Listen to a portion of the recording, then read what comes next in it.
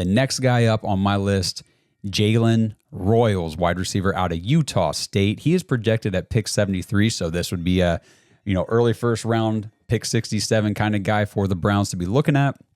Now, the note here with Jalen Royals, he is not from a Power 4 conference. Okay, he played in the Mountain West, so who knows? He might not even make Andrew Berry's board based on where he's projected to go. We talked about that in the last mock draft episode. Berry has only ever drafted 3 players in 5 years who did not come from a Power 4 conference.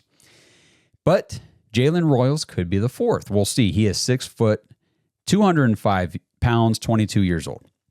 Now, Royals, kind of like Harris, had the injury thing going on, played just 7 games in 2024. He had a season-ending foot injury in October. And if you kind of pair that along with the conference that he played in, maybe Andrew Berry is not interested at all in Jalen Royals. But in those 7 games, Royals piled up 81 targets, 55 receptions, 839 yards, and 6 touchdowns. If you go back a year, 2023, when he played the full season, 71 catches, 1,080 yards, and 15 touchdowns. So he has shown that when he's out there for the full year, the production is impressive. NFL Draft Profile says skilled and instinctive. Royals might lack the desired explosiveness, but he makes up for it with his body control and his overall feel for the game. He has good size and is keenly aware of defenders around him, which allows him to adjust routes and improve his chances on contested catches. He is a decent route runner, but doesn't have the short area foot quickness and burst to open wide windows for his quarterback. He's excellent as a zone beater and uses plus body control and play strength to bring in catches in traffic.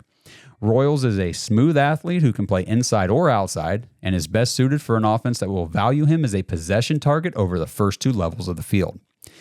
So Jalen Royals had 436 yards after the catch. That was 52% of his production. 7.9 yards after the catch per reception. He had a 9.4 ADOT. He had a 3.00 yards per route run, so very nice. Second highest on my list anyway, behind Trey Harris at 5.12. That's still insane to me. But 3 yards per route run, that'll catch my attention every time.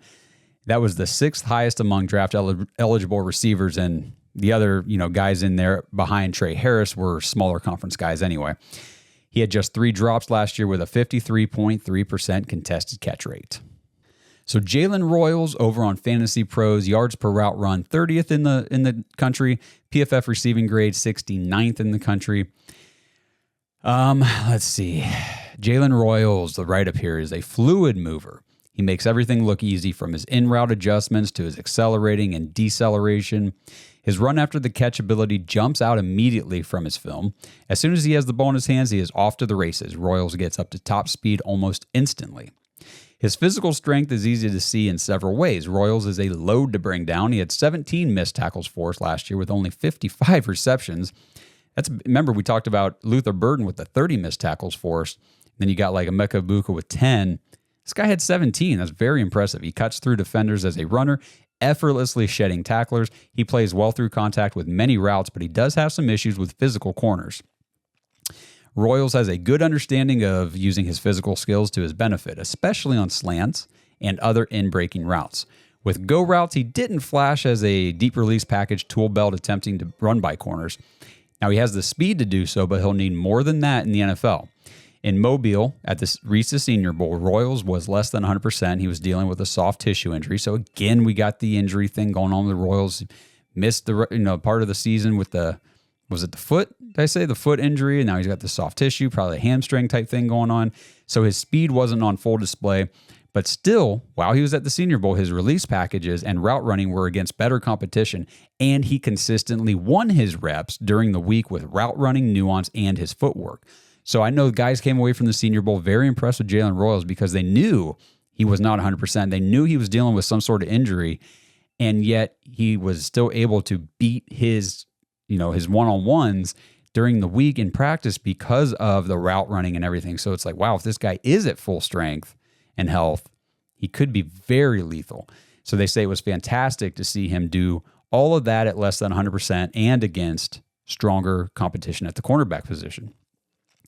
Finally, Royals' body control and hands are impressive. Utah State's quarterback play was not exactly stellar, so he had to adjust to plenty of passes outside of his frame. He aggressively attacks the ball away from his frame. He did have a drop rate of 5.2% or higher in each of his final 2 seasons, but they say they're not overly concerned about it. Plenty of his drops were of the concentration variety or just adjusting to difficult ball placement. So for where he's going, Jalen Royals is a guy I would not hate to see come to the Browns, but we'll see if the injury thing and the team and conference that he played in kind of moves him off of the board for Andrew Berry.